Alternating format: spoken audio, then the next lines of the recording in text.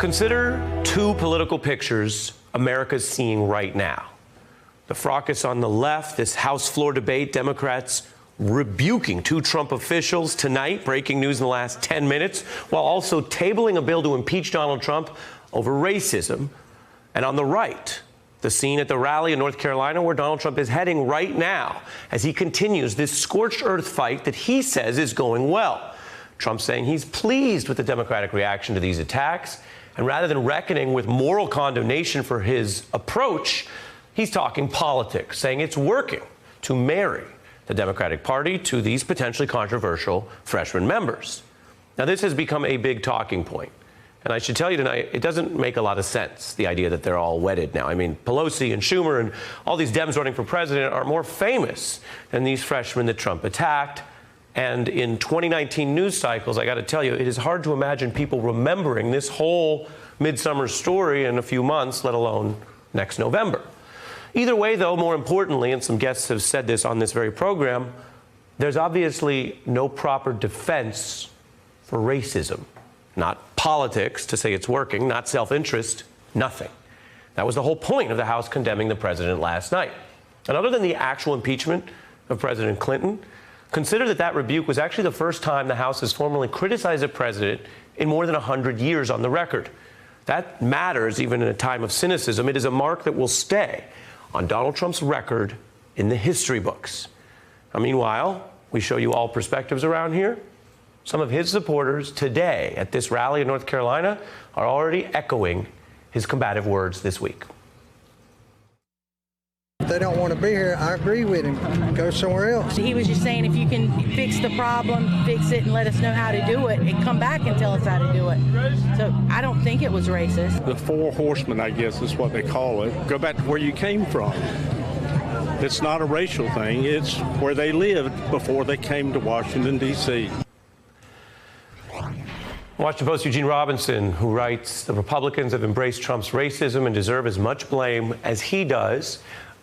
Let's begin with the statement from the individual you just heard. That is brand new sound from an individual who is either misinformed and thinks these are foreign members of Congress. Whether or not that's a good or bad thing, he's misinformed, or he doesn't care and he's kind of lying the way Trump does, to use something that we've been documenting on the show this week, a long history, more than decades history of a racist trope of telling Americans to go back where they came from. Break it down for us. Right. Well, it goes all the way to go back to Africa. This is the, people held up signs saying go back to Africa as students were integrating the University of Mississippi, the University of Alabama, integrating public schools in Little Rock. It's racism, pure and simple, and there's no historical argument about that. There are people who are core Donald Trump supporters who either don't know that history or don't care about that history or don't believe anything that Donald Trump doesn't tell them, basically, and believe everything that Donald Trump does tell them. So what do you do about that? You continue to tell the truth, and that's all you can do as communicators. The president is driving a wedge. He's trying to drive a wedge between his almost exclusively white, aging, hardcore base and others who don't feel that way, and he's drawing it along racial lines. And if this is his tactic before the election, if this is how he's going to try to get reelected, at the very least his timing is off, because as you said, this is the summer of 2019. It's a long time before people are going to vote. A whole lot's going to happen between now and then, and I seriously doubt that he's going to be able to keep the focus on four freshman members of the House of Representatives with all that's happening around us.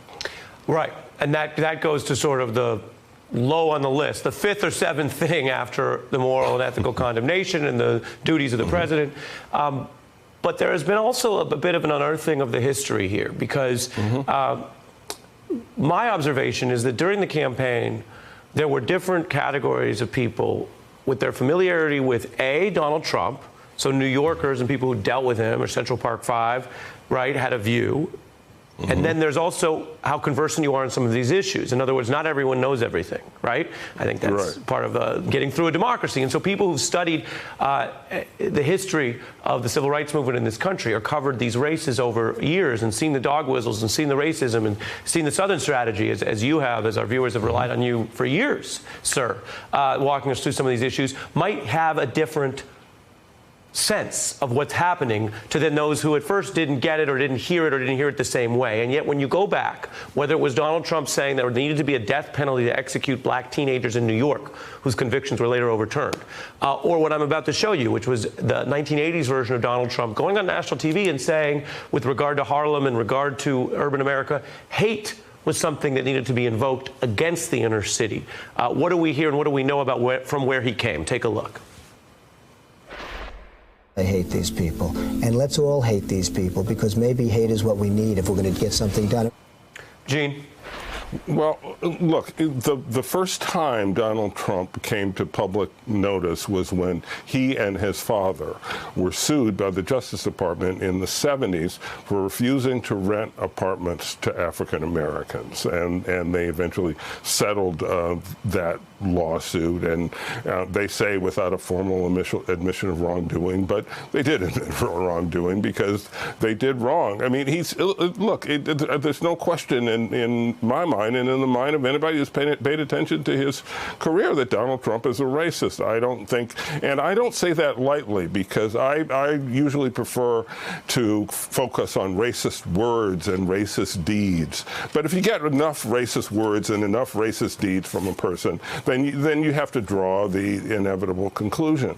Other people don't know that history, don't care about that history, or have decided that if he's going to divide the United States electorate in a tribal sense, they want to be with his tribe. His tribe is the white tribe, the tribe that loves guns, and the tribe that waves the flag in a certain way. Not of course that progressives aren't as patriotic as anybody else, and so that hardcore base, I don't know how you crack it. We're not going to have mandatory civics or history lessons here. We're going to have to get voters to the polls who do know the history and who do understand the stakes in this diverse country, this increasingly diverse country, and who understand that what a disaster it is to not reopen old wounds so much as create new ones. And that's what Donald Trump is trying to do. It's a very cynical and really awful thing to do, but that's where we are, and it has to be fought. It has to be fought tooth and nail. Well, and I appreciate that point that you close on, because the cynics say nothing matters or everything's a transaction. I get something back out of this. And the idealism, and there's been a war between cynics and idealists from the founding of this nation, which has been a beacon of hope for so many people at so many different times, is whether the idealists ultimately can win by saying, no, I don't accept how dark you see it. We will find a way through this as well. Hey, I'm Ari Melber from MSNBC. You can see more of our videos right here, or better yet, subscribe to our YouTube channel below. You could have been anywhere in the world, but you're here with us, and we appreciate that.